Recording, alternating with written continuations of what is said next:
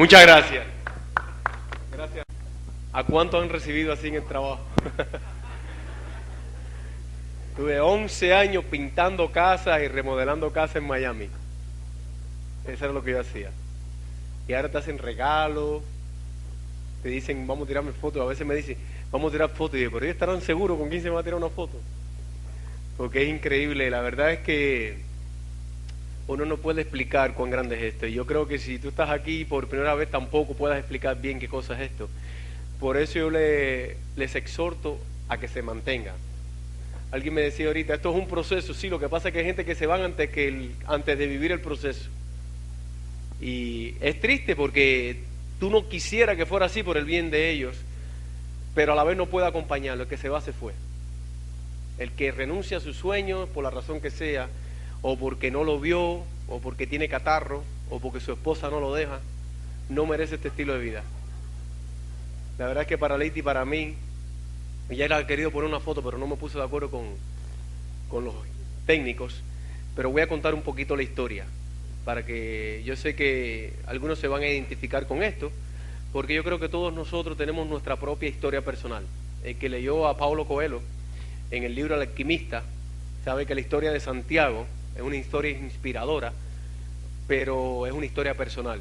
Y a cada uno de nosotros nos toca vivir una historia personal. La historia tuya la vas a escribir tú, y después si es importante y le parece importante a alguien la va a escribir, o si no, escríbela tú, si no, alguien no la escribe por ti.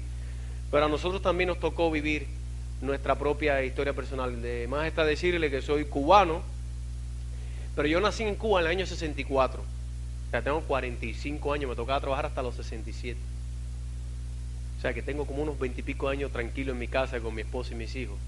Pero les quiero decir que en el año 64 había una efervescencia tremenda en el mundo alrededor del socialismo y el comunismo y todas esas cosas.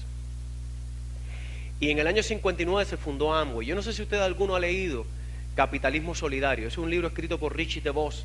¿Alguno lo ha leído? Ojalá que puedan conseguir. Yo creo que hace rato no editan un libro en español. Uy, mira, alguna foto. Bueno, pasen fotos por ahí. Ese es el estilo de vida de hoy. En esa balsa no fue en la que vinimos. Debo aclarar que esa no fue la balsa. Ese es el barco que tenemos hoy en día. Y que algunos de ustedes lo van a montar cuando vayan con nosotros a Miami. ¿Está bien? Ese es un lugar que se llama Helio Key. Si se dan cuenta no hay nadie alrededor, porque esos son los martes, los miércoles. Nosotros vamos a la playa el día que van los diamantes y los esmeraldas y esas cosas, ¿ves? Si hay alguien ahí acompañándonos, seguro que es Esmeralda. Seguro que ahí está Matías Aymara o Pavel y Lili, esos son mis hijos. Esa es Leite, que es la belleza de la casa y la que nos pone a trabajar. Eso es otra cosa que le quiero advertir a los hombres. A ustedes les toca dar planes. Y las mujeres reciben los cheques, ¿está bien? ¿Quién está contento con eso? Para los hombres, las mujeres se convierten en su jefe, pero es mejor tener de jefe a tu esposa que tener de jefe a tu jefe que tienes hoy en día, ¿sí o no? Por lo menos tu esposa se encarga de atenderte a ti y a tus hijos. Eso es una habitación. Bueno, yo voy a poner muchas fotos porque seguro que él se puso a explorar ahí, no importa. Todas las fotos que ven no tienen nada que ver con la historia, tiene que ver con la historia reciente. Pero vean la foto mientras yo les cuento la parte fea de la historia. Todo el mundo tiene una parte linda y otra parte fea. La realidad es que yo nací en el año 64 en Cuba y nací dentro del adoctrinamiento comunista, que para mí que es un cáncer. Desgraciadamente los países que sufren el comunismo son países que después paran medio trastornados socialmente. ¿Ves? Porque yo creo que el comunismo no, donde único es bonito es en teoría. En la práctica se aleja mucho de la realidad y el sentido humano. Y lo que ocurre es que yo nací ahí y crecí ahí. O sea que la gente dice a veces, en Cuba la educación es gratuita. No, el adoctrinamiento es gratuito. Es muy importante y yo siempre le cuento eso a los mexicanos y a los colombianos. Y si pudiera ir a Venezuela lo dijera también. Y donde quiera que voy hablo. ¿Sabe por qué? Porque hay una desinformación absoluta, sobre todo en los países nuestros, que a veces sufren pobreza y sufren situaciones de corrupción y creen que la solución es un dictadorcito poniendo órdenes. Y yo te lo digo porque lo sufrí en Cuba y crecí en eso. O sea, yo a los 14 años, a nosotros nos entrenaban para ser guerrilleros, vaya, para que tengan una idea. de lo que es Cuba y lo que es el comunismo. Si a los 9 años estaba separado de mi familia estudiando en una escuela, en esos tipos de sociedades enfermizas, tú dejas de pertenecer a tu familia para convertirte en propiedad del Estado, del gobierno. Esa es la realidad. Y yo lo hablo con toda propiedad porque yo lo viví. A lo mejor si tú lo hablas, alguien te lo discute, pero yo soy cubano. Y cuando en ningún país de Latinoamérica había comunismo y alguna gente estaba hablando de socialismo, nosotros estábamos comiendo en un cable en Cuba, como decimos literalmente, pasando hambre, sin luz y sin esperanza. Esa es la realidad. Y a mí me tocó vivir esa formación de adoctrinamiento en una época donde Amway ya estaba funcionando en Estados Unidos, pero ni tú ni yo lo conocíamos. ¿Estamos de acuerdo? Por eso es que yo les recomiendo a ustedes leer el libro de Richie DeVos para que entiendan la filosofía en la que está basado este negocio. Yo escuché un CD de Bobadilla donde él dice que quien le presentó el negocio era un profesor comunista. Le dijo, él comunista nada más en teoría, no sabe ni lo que es comunismo. ¿Te das cuenta? Este negocio es el símbolo de la libre empresa en el mundo. Es el único modelo. Es el único modelo de negocio donde usted de cero puede construir un imperio. No importa quién usted sea. Si usted es capaz de aprender a comunicar en la oportunidad. No es algo que depende de alguien. Es algo que depende de usted. Y usted no necesita infraestructura porque ya está creada. Si tú te das cuenta, Richie DeVos le pone Amway por American Way. Hay gente que a veces son comunistas no porque sean comunistas, sino porque son anti-norteamericanos. Y a veces veo gente en Europa que dicen, yo admiro la revolución cubana porque tú no la has vivido. Entonces en realidad lo que lo motiva no es la revolución cubana porque ellos no saben nada de eso. Lo que lo motiva es que son anti-norteamericanos. Y la verdad es que hay que quitarse el sombrero porque yo llevo ya 14 años viviendo en Estados Unidos. Y no creo que haya país en el mundo como ese, donde yo como inmigrante llegue ahí y tenga la oportunidad de vivir como viven ellos, con todo el respaldo legal, con todas las instituciones a tu favor. O sea, es un fenómeno tremendo. A mí me toca decir esa verdad, que no es un punto de vista, es una realidad. Entonces, yo hablo de ese tema porque a mí me tocó sufrir mucho en Cuba, igual que a Leite. Por eso fue que fuimos a parar a Miami. De hecho, yo me tuve que escapar de Cuba, porque en Cuba no hubiera venido nunca a Colombia, ni nunca hubiera ido ni a Haití. Si a mí en Cuba me dan un pasaje para ir a Haití, me hubiera ido a Haití a vivir a Haití, con tal de irme de Cuba. En Cuba tú le preguntas a los niños qué tú quieres ser cuando sea grande. A lo mejor tú le dices aquí a un niño qué tú quieres ser y te dicen yo abogado, y si es un hijo tuyo yo diamante, ¿sí o no? En Cuba te dicen yo quiero ser extranjero. O sea, eso quiere decir yo quiero salir de aquí. Esa es la realidad. Yo no sé si alguno de ustedes ha estado en Cuba, no a Varadero, porque yo sé que algunos han ido a Varadero. No, en Cuba, ahí, vivir donde vive la gente. Entonces, ¿qué ocurre? Que a mí me tocó eso, porque mira, hay muchos países en Latinoamérica que son países donde hay pobreza y donde hay corrupción. Yo no te digo que eso, ninguna de las dos cosas son buenas, pero todavía hay esperanza, no sé si me entienden. El problema es donde hay corrupción, donde hay pobreza y no hay esperanza. O sea, que tú no tienes ninguna otra opción que ser un pobre diablo. ¿Tú sabes lo que te quiero decir? Que no puedes construir un futuro, que no puedes hacer nada. Esa fue la vida que me tocó a mí y la voy a decir en todas partes del mundo. Sobre todo porque a lo mejor hay algunos que pueden hacer conciencia de lo que nos tocó a vivir a Leite y a mí y a los cubanos que todavía están sufriendo ese régimen. Entonces, ¿qué es lo que te quiero decir? Que a mí me tocó nacer en el año 64 y crecí dentro de ese proceso. Un proceso de adoctrinamiento. A los 18, a los 15 años, Papá Dios tenía barba. ¿Tú entiendes lo que te quiero decir? Tu Papá Dios es Jesús o quien sea. No, el mío tenía barba. Tú sabes, me habían enseñado eso porque nosotros somos resultado de la influencia en la que tú te crías. Por eso hay mucha gente que le cuesta trabajo romper con sus paradigmas. Porque de niño le están diciendo tienes que estudiar y es verdad que tienes que estudiar. Nosotros no estamos en contra de que tú estudies, pero a ver lo que tú estudias. Y nosotros estamos estudiando aquí. Tú aquí estás recibiendo información. Entonces, a mí me tocó vivir eso. Y yo terminé matemática porque en Cuba tú puedes estudiar. Claro, si en Colombia hay salchicha, como dice allí, allá todos somos salchicha, porque ahí tú puedes terminar los estudios y no tienes trabajo.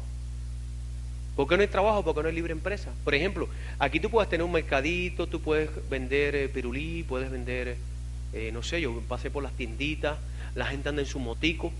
En Cuba no hay motico. Más o menos, ¿entiendes? De andar en bicicleta china. Aquello es tremendo. Y lo otro es que tú no puedes tener negocio propio. Tú no puedes decir a mi familia, yo voy a hacer batido con pan con jamón y vender en la esquina. y probar mi suerte. No existe esa posibilidad. Todo lo que tú haces es a través del gobierno. Tú eres propiedad de él. Y yo estudié matemática en Cuba, pero como todos los matemáticos andaba buscando una manera de manejar un taxi. Lo que hacen en Cuba muchos médicos, yo tengo un médico amigo mío, muy amigo mío, en el negocio Zafiro, calificación Esmeralda, que vendía tamales. ¿Sabes? Médico vendiendo tamales. Porque vendiendo tamales, ilegal en Cuba, ganaba más dinero que un médico. ¿Tú entiendes? O sea que la libre empresa es innata al ser humano. ¿Ok? Él era médico, tremendo médico. Su esposa también. Pero él ganaba más vendiendo tamales. Ilegal, porque no tenía autorización para vender tamales. Cuidado que te cojan vendiendo tamales en Cuba.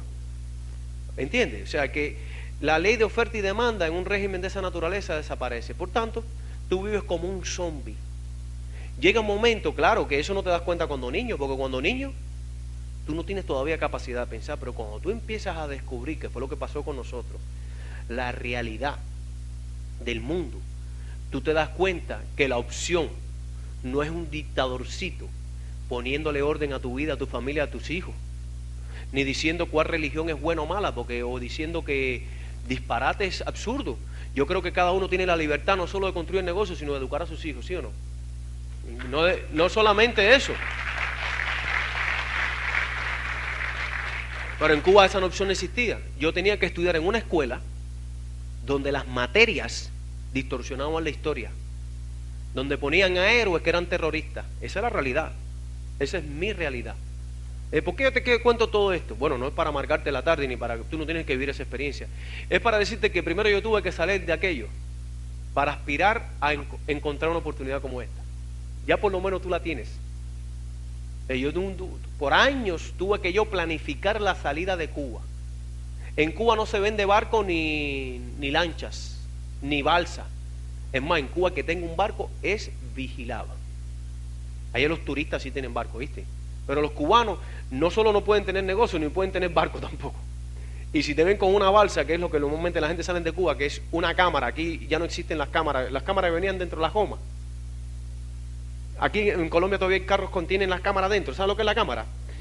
El tubo negro que va adentro, los neumáticos, pero la parte adentro, que antes se fabricaba, yo creo que ahora no se fabrica. Esa era la manera en que la gente más fácil de armar una balsa, que flotaba. Y si tú salías con una balsa de eso, eras un propenso a irte del país y te vigilaban. Un sistema represivo nefasto, donde no hay confianza, tú no confías en el vecino. Y una cosa, yo no te puedo ni explicar eso, ni quisiera que ninguno de ustedes viviera eso. Hay comité de vigilancia. Entonces el amigo tuyo, por sobrevivir y darle comida a sus hijos, es capaz de delatarte. A veces. Hay gente que me dice, oye, ¿cómo esas cosas existen si la gente está en contra de eso? Están en contra, pero no se pueden organizar. No hay libertad. Yo no puedo ponerme de acuerdo con Abel para hacer nada, sin correr el riesgo de que Abel, por darle de comer a su hijo, me delate. ¿Ustedes entienden más o menos el sistema represivo cómo es? Esa es la realidad. Yo estudié en la escuela del campo, yo trabajaba todos los días 4 y 5 horas en el campo, a veces, muchas veces sin zapatos, porque la gente dice que la educación es gratuita. No, ahí tienes que pagarla lo que con trabajo esclavo, eso es esclavitud. Y no te estoy hablando con 20 años, estoy hablando cuando yo era un muchacho con 11, 12 años, 13 años.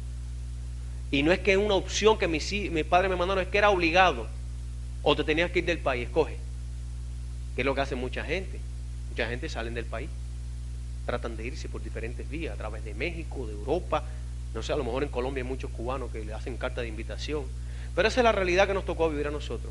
Y fue la que yo tuve que superar.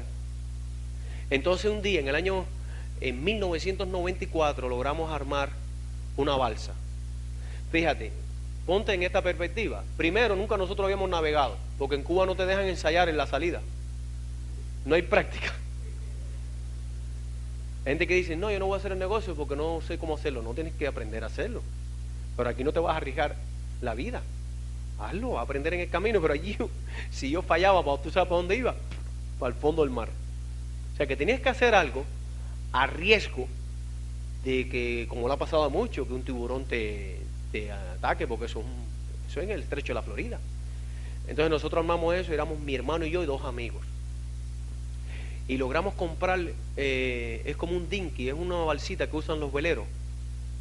A lo mejor algunos de ustedes saben. Y se lo compramos a un turista canadiense.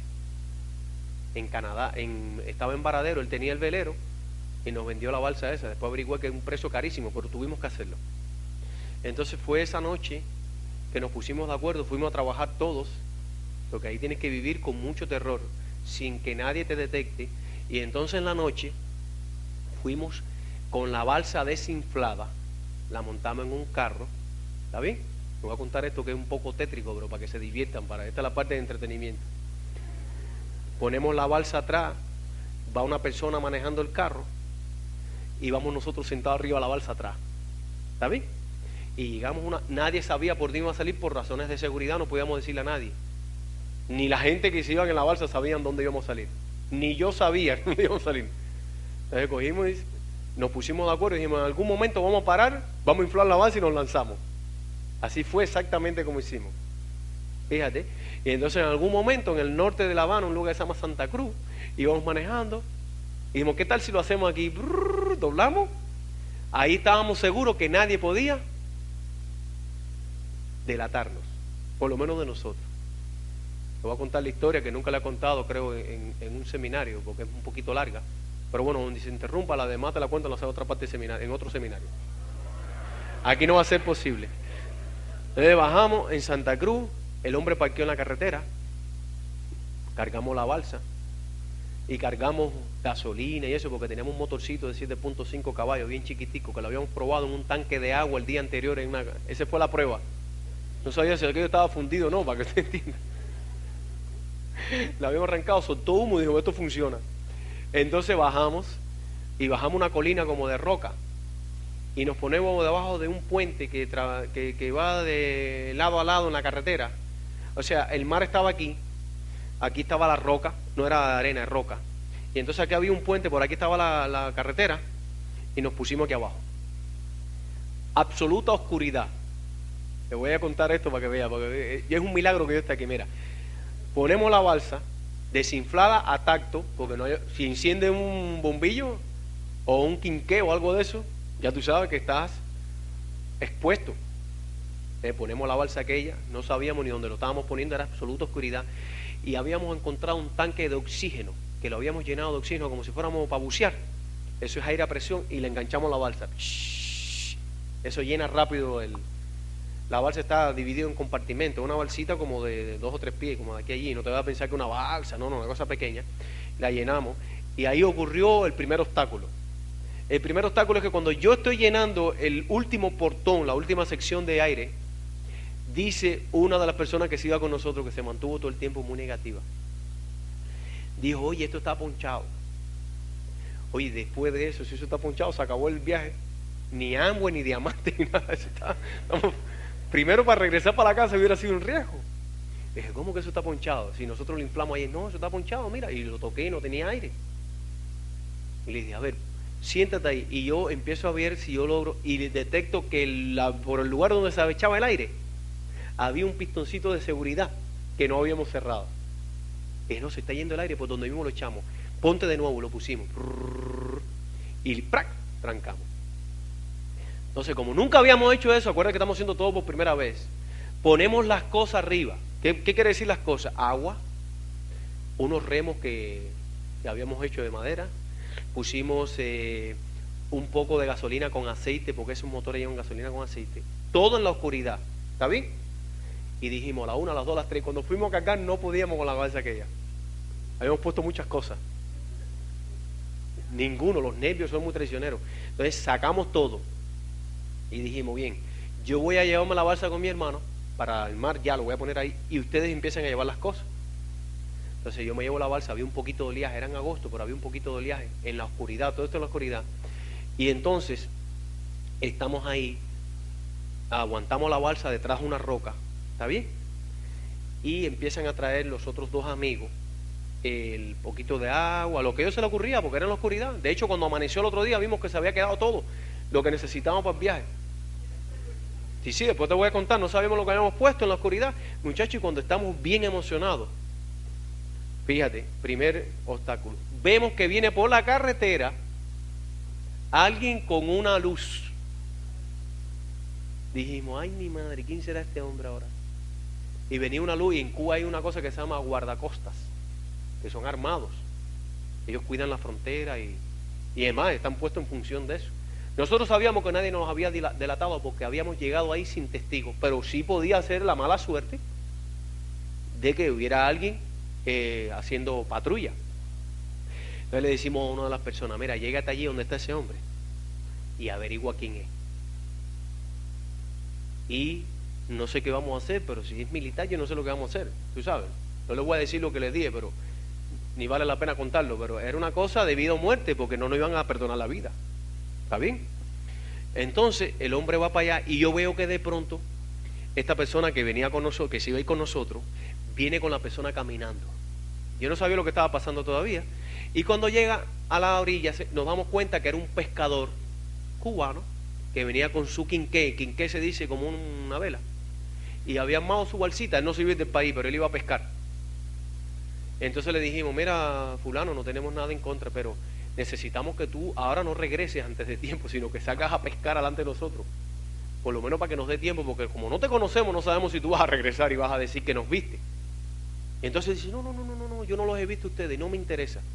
Déjenme nada más salir a pescarle. No, saca a pescar. Y él salió a pescar. Estábamos ya nosotros, y salió a pescar delante de nosotros con su quinqué y todo. Y nos montamos en la balsa, a mí me toca arrancar el motor. No había ensayo, y empiezo a darle el motor a aquel, y aquello no arrancaba. Y la gente, oye, pero esto que no arranca, ¿tú no lo probaste? Sí, yo lo probé ayer. Te digo porque hay cosas que hay que hacer en la vida. Digo, si quieres vivir en libertad, y tienes que exponerte a toda esta situación. El motor no arrancaba, y no arrancaba, y yo me dolía el brazo, un motor que se arranca. Bueno, resulta que le dije, bueno, espérense, vamos a ver qué pasa. Y lo que pasaba era que la soga de la balsa estaba enredada en la propela del motorcito y trancaba la propela. Fíjate cuántas cosas ocurren. Entonces yo zafo, le digo, oye, creo que fue esto. Saco la propela, arranca el motor. No te vas a pensar que es un motor como que montamos hoy, un motor, aquello era tu. Pero cuando yo sentí aquello, dije, llegamos. Yo no sabía, yo pensé, aunque nos demore un año, llegamos a Estados Unidos. Espérate que viene una parte ahora. ¿Cuál es la estrella polar? Porque nosotros íbamos para el norte. Entonces mi hermano decía, a mí me parece que es aquella. Y el otro decía, no, según astronomía, las clases de astronomía, está en el cuadrante no sé qué cosa. Y dije, cabrón, pónganse de acuerdo porque nosotros tenemos... Yo mientras tanto que me tocaba dirigir el motor, lo que veía era la costa atrás. Yo en vez de mirar más norte, miraba para el sur. Y mientras eso se despegara del sur, estábamos bien. Más o menos entienden el asunto. O sea, para acá es, para acá es. En este negocio, si tú quieres llegar, guíate por el que está allí. Olvídate, olvídate del polo norte y de lo que te dice el vecino. Guíate por... Entonces, ahí yo me guiaba por la costa. Y empezamos a caminar poquito a poco, ahí. Entonces, íbamos despacio y como la hora y media de estar caminando, primero veíamos la costa ahí mismo porque había como una termoeléctrica en Santa Cruz del Norte, en Cuba, hay una termoeléctrica que tú ves el humo, la candela encendida arriba. Y yo tenía eso como referencia porque dije, cuando se desaparezca la candela, estamos bien lejos. Pero aquella candela no se desaparecía. Decía, cabrón, esto estará caminando. Porque Entonces habíamos caminado como hora y media. Y dice, aquel que descubrió el portón que estaba ponchado, ¿te acuerdas? Que estaba un poquito negativo. Dice, oye, ahí hay un barco y viene en dirección nuestra. Oye, ¿qué noticia? ¿A qué hora? Y le dije, fulano, tú no te puedes caer en la boca. No, que yo sé todo lo del mar. Mentira, le está igual que nosotros, por primero hemos estado. Dice, mira, el barco viene en dirección nuestra. Y eso lo aprendí ahí, por si ustedes no lo saben, les voy a explicar. Cuando en la oscuridad del mar tú ves una luz roja, porque todos los barcos tienen una luz roja adelante y una luz verde atrás. Si tú lo ves, la luz roja quiere decir que va en dirección tuya. Si tú ves la luz verde en la oscuridad, quiere decir que va en la misma dirección. Y efectivamente este tenía la luz roja. Dije, compadre, ¿tú estás seguro? Y dice, oye, bien. Vemos aquel barco que se acerca así, vemos bombillos, y de pronto vemos que no es un barco inmenso, militar, tenía un número 42. Dije, no puede ser. Entonces vemos el barco aquel así, mira, así, pasar así. Nosotros sabíamos que esos barcos militares tienen unos radares, y los radares captan, pero de 3 pies en altura del mar. O sea, ellos no pueden captar por debajo de 3 pies. ¿Qué hacemos nosotros? Bueno, yo le digo a la gente, vamos a agacharnos para ponernos por debajo de 3 pies. Parecíamos aquello. Y entonces el barco viene así, y nosotros íbamos así, y de pronto lo que hacemos es que doblamos el barco, la balsita aquella, y el barco viene para acá, y yo voy para acá. ¿Está bien? Y nos íbamos ahí todo el tiempo, todo el mundo agachado, todo el mundo agachado, todo el mundo agachado. Claro que el radar detecta un obstáculo, pero el ruido sí puede detectar los otros sensores que tiene el barco, ¿tú sabes? Entonces íbamos más despacito, ahí porque el temor de nosotros es que nos alumbraban. Si nos alumbraban, yo no estuviera haciendo el cuento aquí. Fíjate cuánto, si se hubiera roto el portón, no estuviera aquí. Y si ese barco le da por alumbrar y nos ve, ni se hubieran enterado que yo hubiera existido. ¿Tú entiendes? Doblamos así, y recto, recto, recto. Y cuando estamos separados como unos 500 metros, yo doblo el barco, rumbo norte. Seguíamos agachados, ¿está bien? Y yo acelero. Y parece que en el acelerarle la tensión en los nervios, el barco detectó algo. No encendió nunca las luces, pero viró en U. O sea, el barco aquí estaba aquí, de pronto hizo así, y viró. Y le dijimos, oye, ¿será que nos va a seguir el barco ese? Porque el barco, imagínate, un barco así, nosotros éramos una cosita chiquitica. ¿Y quién dice que nosotros seguimos ahí orando todo el tiempo, y el barco nos pasó por atrás y se fue? Y dijo, bueno, por lo menos estas pruebas, las 2 primeras, esperemos que no haya más ninguna prueba el resto de la travesía. ¿Está bien? Seguíamos con el rumbo norte. ¿Dónde está el norte? ¿Dónde está el sur? ¿Dónde tú crees? Y yo guiándome por la chimenea de la termoeléctrica esa. Empezamos, seguimos. Entonces, cuando amanece, ya estamos ya en el amanecer, no dormimos en toda la madrugada, por supuesto. Cuando amanece todavía se veía el humo de la planta aquella. Sí, como que no hubiéramos. Después me dijeron que eso se ve como a 30 millas, pero no habíamos caminado 30 millas, hemos caminado como unas 15 millas, que era el agua territorial cubana. Amanece, se ve todo el mar, ahí vemos todo, el mar oscuro, intenso, es un azul intenso. Ustedes van a ir al crucero ahora, ¿no? Bueno, si vamos juntos se lo voy a explicar de allí, mira, así el mar. Porque a veces yo he estado con Full y con Lizard en un crucero contándolo esto, y ellos se quedan así, le digo, vengan, que ¿ustedes quieren ver la noche? Vengan para que vean cómo es. Y yo los enseño ahí la noche.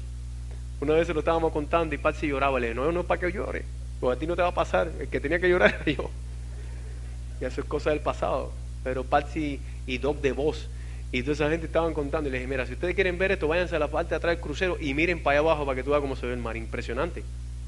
Entonces, fíjense, amanece, y cuando amanece, nos damos cuenta de lo que nos habíamos dejado.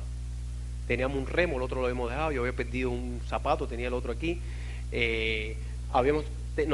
teníamos un pomo de Coca-Cola de agua, fíjate, nosotros teníamos 5, y en el nerviosismo llevamos uno nada más, un pomo, no sabemos qué tiempo iba a demorar. Pero lo más duro fue que nos dimos cuenta que habíamos cargado con un galoncito de gasolina con eso, teníamos la gasolina limitada. Entonces caminamos toda la mañana como hasta las 11 de la mañana. Y entonces a mí se me ocurrió la idea de hacer una propuesta. Le dije, mira, ¿qué tal si apagamos el barco, la lanchita esta? En vez de estar porque ya sabíamos que con esa gasolina era imposible llegar a Miami. O a donde íbamos a llegar, porque nosotros sabíamos dónde íbamos a llegar todavía. Lo mismo era Bahamas o cualquier lugar. ¿Y qué tal si dejamos una reserva para si vemos un barco o algo? ¿Está bien? Poder usar la reserva para llegar al barco. Todo el mundo estuvo de acuerdo. O sea, apagamos el barco, la balsita, y nos pusimos flotando. Y veíamos unos pececitos, como unos peces voladores. Resulta que después me enteré que los peces voladores vuelan, o sea, no son peces, son peces que salen del agua. Porque hay alguien que se los quiere comer abajo. ¿Tú sabías eso? No eran delfines, pero nosotros estábamos ahí ilusionados. Decíamos, qué panorama más lindo, nosotros lo estábamos viendo. La ignorancia, la inocencia. Nadie sabía lo que estábamos expuestos, ¿tú sabes? La gente, ni el negativo. Ahí, el negativo estaba que no pegaba un ojo, pero estaba ahí. De pronto yo estoy muy débil porque esa travesía nos demoró mucho tiempo preparar todo. Es mucho estrés. Son muchos meses comiendo poquito, tú sabes. estresado con esta situación y que no te cojan en Cuba y todas esas cosas. Y yo estoy muy débil y entonces yo me acuesto en el fondo de la balsa junto con otro amigo que viene conmigo. Nos acostamos los dos. Y arriba se queda mi hermano Isaac y el negativo. No te voy a decir el nombre, pero el negativo. Entonces, estamos flotando en el mar. Llega la noche. Y en la noche, eran como la 1 de la mañana el otro día, vemos venir un barco inmenso, más grande que el que yo te dije. Pero este sí estaba clarito que era con una bandera americana. Yo creo que eso era como yo no te puedo decir que es un portaavión, pero era un barco impresionantemente grande, era un edificio en el mar, negro militar. Ellos patrullan también.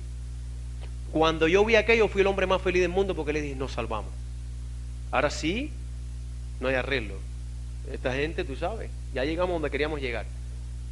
Eran las 1:00 de la mañana, el barco llega, silencioso así, y nosotros empezamos a gritar. Yo quisiera que ustedes vieran aquello en la madrugada aquella. 1, 2 y 3, ¡help! Eso era lo que decíamos nosotros 4, como si eso fueran a oír ellos. Oye, como que no nos oyen, y todo débil, y yo me paraba, ¡help! Help es ayuda, es la palabra que no sabíamos nosotros en inglés. Y mi hermano, oye, vamos a gritar un poco más alto, por el poquito energía que quedamos. Lo dedicamos a gritar esa noche.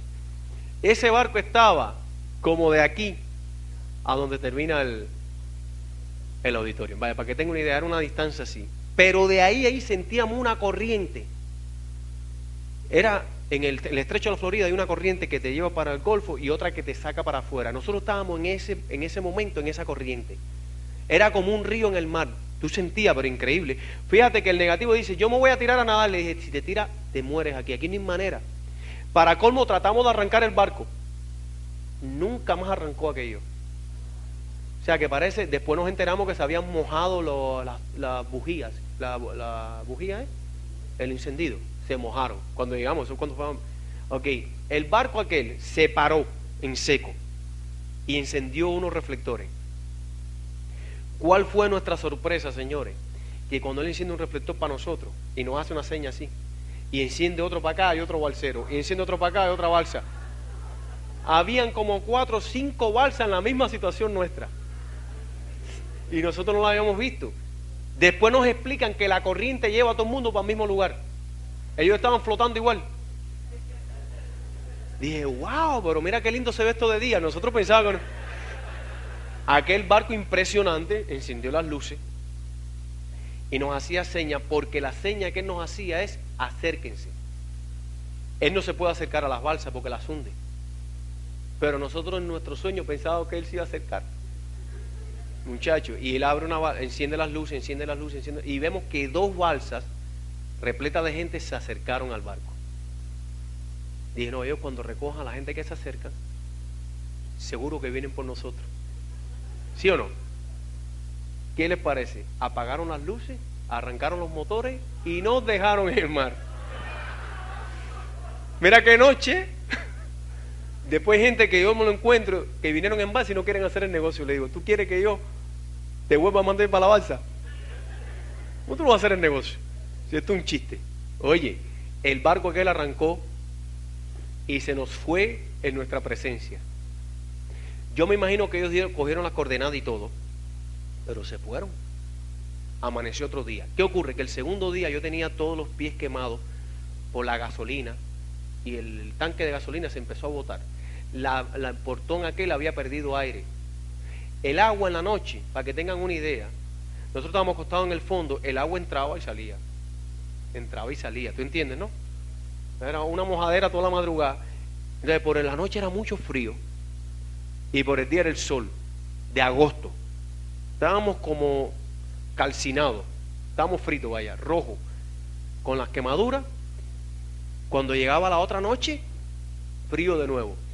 Y no teníamos manera, porque si tú me dijeras, te pones una colcha o una... Pero es que el problema es que la colcha estaba mojada, o sea, la colcha eras tú mismo. Segundo día, no veíamos, Señor, en ese mar un alma. A veces sentíamos como el ruido de un avión, pero yo me imagino que son aviones que viajan, que tú sientes el ruido, pero eso ni se veía. Y mirábamos arriba y decía, ¿dónde estará el avión? Nos verán. Mentira, es imposible que te vean en ese inmenso mar. Es imposible que te vean una cosita tan chiquitica, ¿tú sabes? Y ahí estábamos flotando, orando todo el tiempo, todo el tiempo. Ahí fue donde nosotros, por primera vez, por lo menos en lo personal, descubrimos a Dios, porque en Cuba no nos enseñaron eso. ¿Ves? Pero nos mantuvimos orando, sobre todo mi hermano. Fíjate, pasó ese día. Ese día no es como el crucero que van a ir ustedes. Ese día era mar permanente y sol. Y sin rumbo. No teníamos rumbo. Acuérdate que la corriente no sabíamos si nos llevaba para el Atlántico o nos metía para el Golfo. Cualquiera de los dos más peligrosos era. Estábamos en manos de Dios. Se fue ese día completo. Nadie, no pareció nada. Al otro día, en la mañana amanecemos. Fíjate qué cuadro más impresionante. Y vemos algunas balsas flotando sin personas, así alrededor. Como 4 o 5 balsas.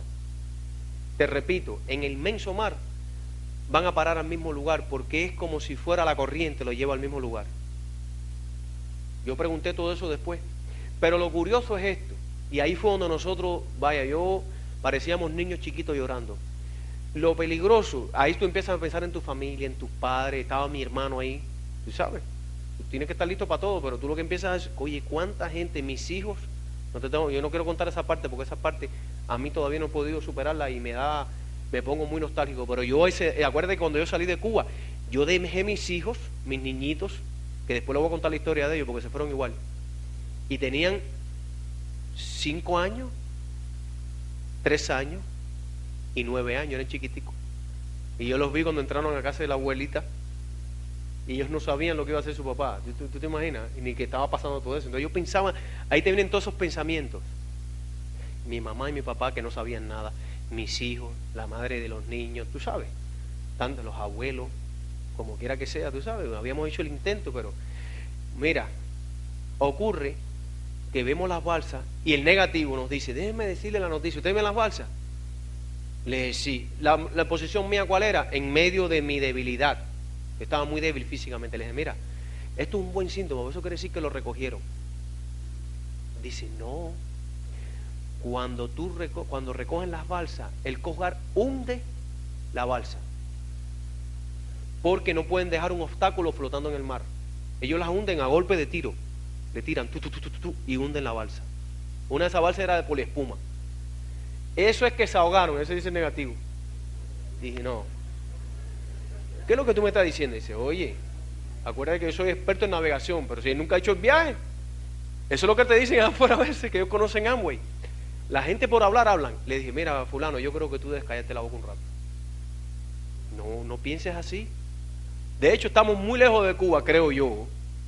Dice, no, pero yo le digo a ustedes porque él era buzo, de verdad, él era buzo, por eso fue con nosotros. Era buzo. Pero los buzos bucean en la esquina, tú sabes. Los buzos no saben traficar en balsa ni nada, traficar en... Él nos dice eso, que las balsas, eso tenía lógica. Teníamos mucho miedo, vaya.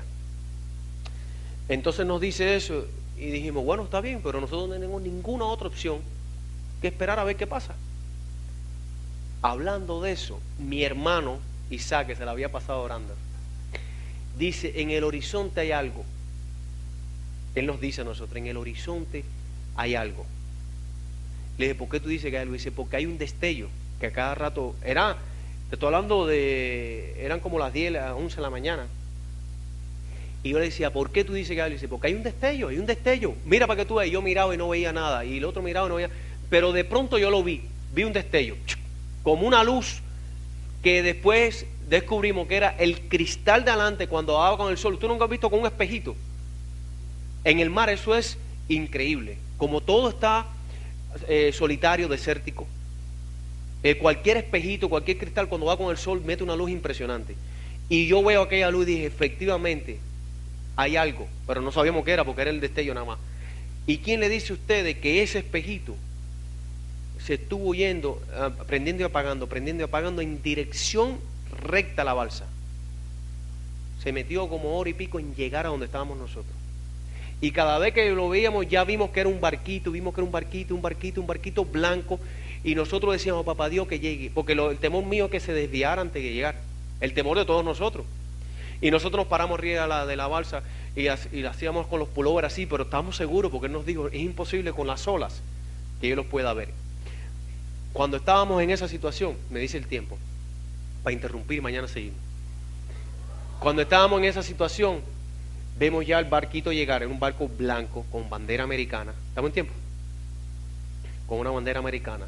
Había un señor grueso manejando el barco y habían 3 gente parada atrás. Llega el barco así, a esa distancia, así, se para ahí. Ya nosotros teníamos la experiencia del otro. Claro, este barco era un barco pescador. No era un barco como de unos 30 pies, no era una nave. Y entonces nosotros empezamos a decir a la gente, por favor, no nos dejen. Ya nos dejaron antier en la noche, no nos dejen. ¿Por qué nos acercan? Entonces él dice, no nos podemos, dicen los cubanos, eran cubanos los que estaban arriba, 3. Por cierto, estaban un poco barbudos eso. Dice ellos, quédense tranquilos que están ya son libres, dice uno de ellos. ¿Qué noticia? Le digo, bueno, pero ¿por qué no se acercan? Dice, no podemos acercar porque tenemos que recoger la pita. Ellos vendían curricaneando. Curricaneando es tirar unas pitas para atrás porque ellos venían pescando.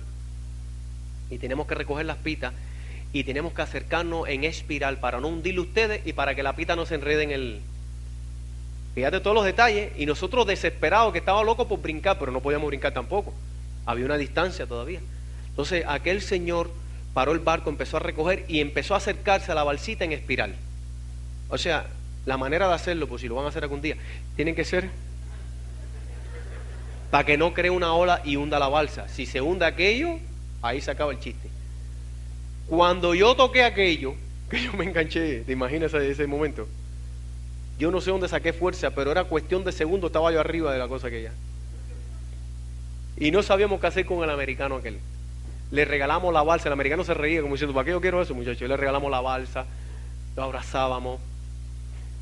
Los cubanos primero nos decían, tranquilos, ya son libres, tranquilos. Que yo pensaba que era la familia, una familia. Cuando nos subimos, le digo, bueno, ¿y ustedes en qué parte de Miami viven? Y dice, no, nosotros nos acaban de rescatar. Los 3 cubanos. Le dije, pero...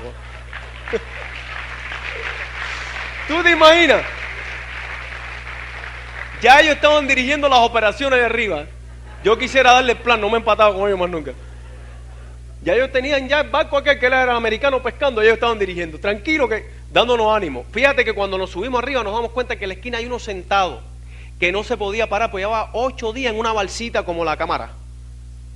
Todo barbudo en una esquina, dice, oye, estoy adolorido, no me puedo parar, pero qué rico, porque ya somos libres. ¿Tú sabes? Llegamos ahí, el americano abre una nevera grande, Coca-Cola. No les puedo decir, nosotros no queríamos comer nada. Nosotros teníamos una emoción. Llorábamos arriba aquello, le dábamos eso, figúrate. Le damos gracias a Dios. Yo voy y le digo al americano a través de uno de los socios del negocio. Una de las personas que venía conmigo en eso hablaba inglés. Había estado 5 años en Inglaterra y no se había quedado, increíble. Le dije, oye, te ha tocado el precio caro de no haberte quedado allá. Y él le pregunta al americano, ven acá, chico, ¿en qué momento tú nos viste? Dice, no los vi en ningún momento.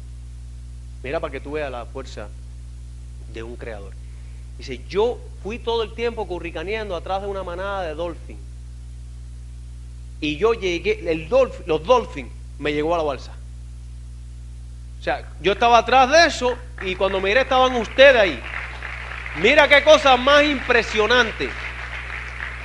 Déjenme aclarar que el dolphin que él habla no es el dolphin que brinca, es el emperador o el dorado. Creo que ellos le llaman dolphin a eso. Entonces él venía atrás de la manada y ¿quién les digo? Fíjate si la mano de Dios está en todas las cosas. Como la mano de estos días que me presentaron esto, porque me lo presentaron en Londres. Y no voy a tener tiempo para contarte todo. O te contaba la base o te contaba lo otro. Mira, él nos rescata y dice, yo no los vi en ningún momento. Fueron los dolphins. Yo veo que se comunica con el Coast Guard. El Coast Guard dice, regresa porque ya llevas 8. Había rescatado 8 gente. Regresa porque ya llevas 8 a Cayo Maratón. Le dije, ¿a cuánto estábamos de distancia? Que no están a 43 millas de Cayo Maratón. O sea que no habíamos caminado más que 40 y pico de millas también, porque hay 90 millas entre Cuba y eso. Estábamos en el medio del mar. ¿Y quién les dice a ustedes que navegando, de pronto escuchamos otra gritería? Y era una balsa de palo, un catamarán hecho de palo, con una tela y era una mujer de rodilla con su esposo y el hermano del esposo de rodilla, gritando en el medio del mar. Ay, papá Dios, nos salvaste porque nos vio a nosotros también. Cuando subimos a esa gente, nosotros nos llevábamos como niños. Mira qué episodio ese. Si uno de mis sueños es, cuando tenga suficiente dinero, es hacer una película con eso. Mira, la mujer estaba de rodillas implorándole a Dios, y cuando nos vio, yo no quiero ni yo tengo reflejado eso en la mente, todo barbudo, todo sucio, la mujer aquella llorando. Cuando se vio, estaba embarazada esa mujer. Fíjate en qué condiciones se había ido de Cuba. Por eso es que yo te digo que la libertad tiene un precio, o tienes que vivir sin ella, ¿ves? Rescataron a esa mujer y nos llevaron para Cayo Maratón. Entramos a Cayo Maratón, que es un callo al sur de la Florida, como a las 5:30 de la tarde. Y es el día más emocionante, uno de los días más emocionantes de la vida, porque vimos a la gente con jet ski, con velero. Después nos montaron, íbamos presos en una guagua de inmigración, con aire acondicionado. Y la gente estaba tan emocionada, decía, oye, pero esto es con aire acondicionado y todo. Estábamos presos. La gente veía lo positivo. Yo le decía al del lado, me decía, qué frío tengo, pero dile que te den una coche. Y dice, no, es que estoy disfrutando el frío, porque estábamos con una reja y todo ahí, increíble, ese tramo de Cayo Maratón. Bueno, así llegamos a Estados Unidos. A ver qué tiempo me queda para yo seguir, para contarle después. Sí, ustedes me interrumpen. Llegamos a Estados Unidos, a Miami, gracias a Dios, ya estábamos en el país. La gente me dice, ¿con qué tú llegaste aquí? Sin un zapato, sucio. Nos hicieron transitar por unas oficinas de inmigración que están en el aeropuerto y parecíamos unos indigentes.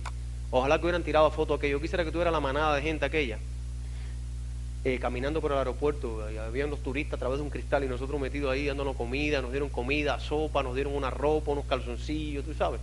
Nos mandaron a bañar a todo el mundo. Bueno, entonces, de ahí en adelante lo que hicimos fue, ¿qué es lo que hace un inmigrante en Estados Unidos? Ir a trabajar para pagar los biles, pero éramos felices. Felices. Yo no sabía distinguir un carro de otro, para mí todos eran carros increíbles, las calles aquellas, las luces aquellas, los McDonald's. Yo decía, caballero, qué bendición, qué país más impresionante. Y así me fui a trabajar yo. Me conseguí un trabajo en un nicaragüense que tenía una compañía de pintar casas en el área de Washington. Yo me fui a vivir a Virginia.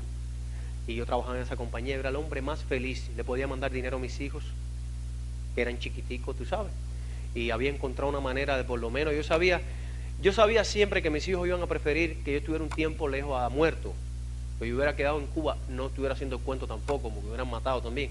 Porque yo llegué a un punto donde yo no aceptaba el régimen.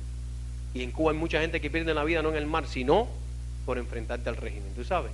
Y yo estaba haciendo cosas muy peligrosas que iban a poner en peligro mi vida sin sentido.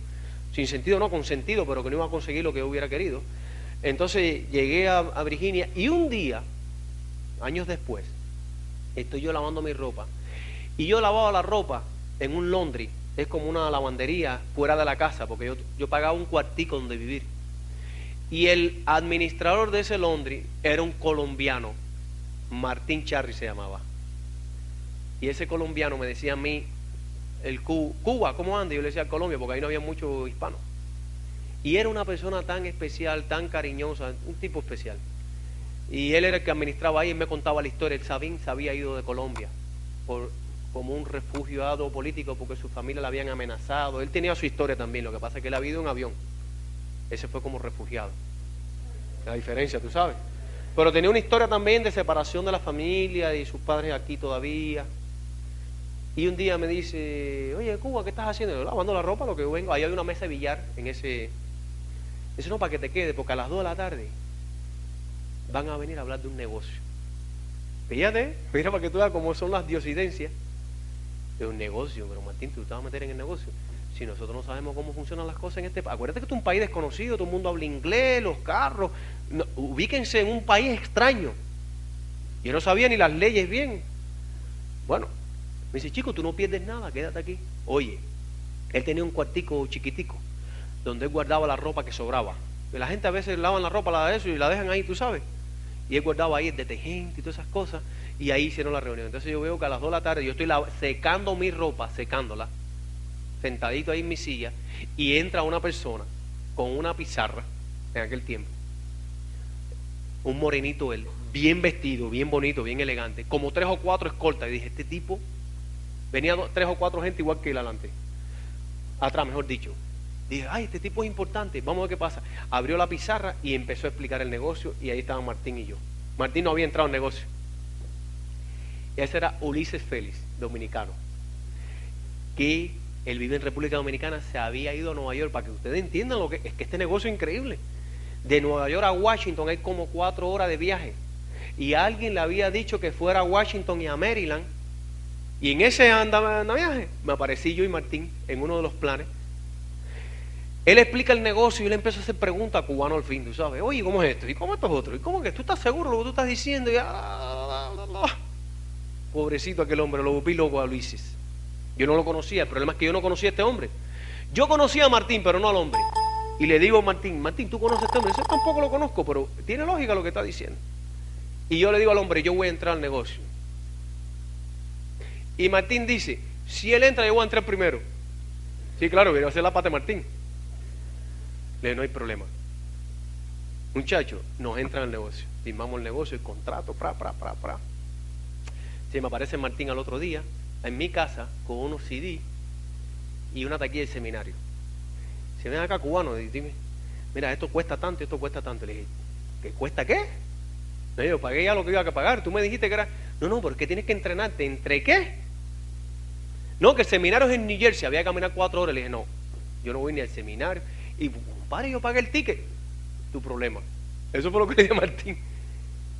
Bueno, te voy a dejar los míos. Él pagó las cosas por mí y yo no fui al seminario ni a nada. Y el CD que me dio era porque me lo prestó. Le digo, bueno, si tú me prestas el tuyo, pero no me involucres, yo no voy a pagar nada de esto. Ya yo sé cómo funciona el negocio. Le dije yo, estúpido. Y la estupidez tiene su límite también. Le dije, yo sé ya cómo funciona esto. Ya quien sabe me lo explicó, que no eres tú. Ah, esa era la lucha mía con Martín, que él quería darme los CD y se llama hacer el negocio. Le decía, pero si tú entraste el mismo día que yo, ¿cómo tú vas a decir que tú me vas a enseñar a hacer esto? Pero Ulises se fue, Ulises vive en República Dominicana, no en Washington. ¿Está bien? Entramos al negocio. Y entonces costó mucho trabajo que yo fuera a mi primer seminario. Por eso si tú a quien tú lo invitaste hoy no vino, tranquilo. La única razón por la que vino es porque no sabe lo que es esto. No tiene la menor idea. Y gracias a papá Dios, yo no me fui del negocio. Pues yo pude haberme ido y me hubiera estado hoy buscando trabajo en Miami, porque no hay ni trabajo en la construcción, ¿tú entiendes?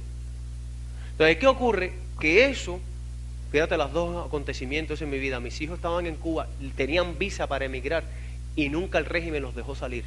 O sea que yo tuve que esperar a que mis hijos crecieran y se hicieran adultas, hijas, para que hicieran lo mismo que yo hice. Oye, para que tú veas la vida, mis hijas hace 1 año y medio están en Miami.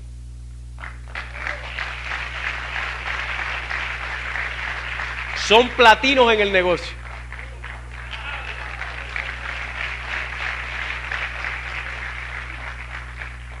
Dios pone las cosas en su lugar. Y tuvieron que esperar a ser adultas para hacer lo mismo, porque el régimen se encargó durante 14 años de no dejarla salir de Cuba. O sea, se ensañó con niños inocentes. Y quiero que sepa que como ellos un día van a contar, yo espero que cuenten su historia. No quiero contarla por ella, porque la historia es impresionante, porque yo fui testigo de ella. Pero hicieron 14 intentos. Yo hice 1. Ellos hicieron 14 y cada vez que estaban en el mar metidas las cogían. Porque la estaban vigilando. 2 mujeres de 21 y 23 años, que no sabían nada de mar ni nada, que yo la había dejado chiquitica. Cada vez que yo me enteraba de eso, yo lloraba como un niño en Miami. Eran mis hijas, tus hijos, imagínate. Cuando lograron salir, caminaron 113 kilómetros, 20 y pico por el mangle. ¿Tú sabes lo que es el mangle? Que es el agua por aquí. Llegaron con infección en sus partes. Yo no quiero ni contarte. Y salieron, en vez de por el norte, que fue por donde salí yo, para poder burlar a las autoridades, tuvieron que salir por el sur de Cuba. Y en vez de ir para Estados Unidos, fueron para México. Y después en México atravesaron todo México, desde Yucatán hasta Texas. Imagínate, si le hubieran encontrado en ese viaje, le hubieran mandado para Cuba. Imagínate qué tensión por hacer realidad su sueño. ¿Tú crees que no van a hacer este negocio? ¿Tú crees que no van a salir a explicarle? Si alguien nos dice que no, nos reímos. Tranquilo. Porque les voy a decir algo, es un privilegio. No es una opción, es un privilegio darse cuenta de esto. Y solo te das cuenta.